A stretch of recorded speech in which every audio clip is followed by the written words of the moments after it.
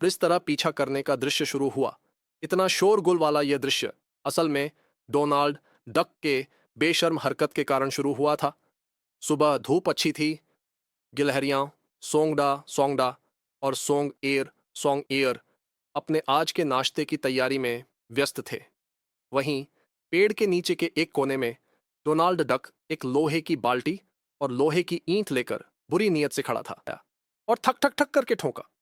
यह पुष्टि करने के बाद कि पेड़ खोखला है और सभी अखरोट निश्चित रूप से अंदर जमा होंगे, उसने दोनों भाइयों की सुबह की नाश्ते की तैयारी बेकार बिखरे पड़े हैं। सोंगेर उन्हें बीनते हुए आगे बढ़ा। ऊपर देखने पर उसने इतना बड़ा अखरोट कभी नहीं देखा था। हो गया। जागने पर उसने दांत पीसते हुए सोंगडा को बताया, जल्दी करो, तुम खुद जाकर देखो। सोंगडा आगे बढ़ा और देखा। उसने अपनी आंखें मली। कहीं यह सपना तो नहीं है? अगर इस विशालकाय अखरोट को पेड़ के उन्होंने एक छोटे से टहनी और एक पत्थर का उपयोग करके इसे उठाने की कोशिश की, लेकिन अखरोट तस से मस नहीं हुआ। शरारती सोंग एर ने एक पत्थर उठाया और गलती से एक टहनी पर फेंक दिया। फिर से एक पत्थर उठाया और अखरोट पर मारा। अनजाने में बहुत बढ़िया, अब दो और सींग आ गए।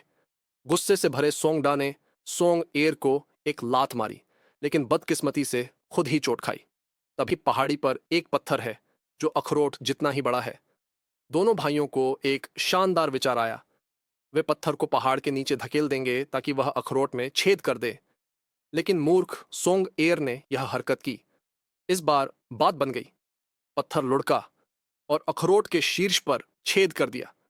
डोनाल्ड डक मिलकर शीर्ष पर चढ़कर बैग खोला और पाया कि यह नकली अखरोट है। और डोनाल्ड डक अंदर क्या कर रहा था?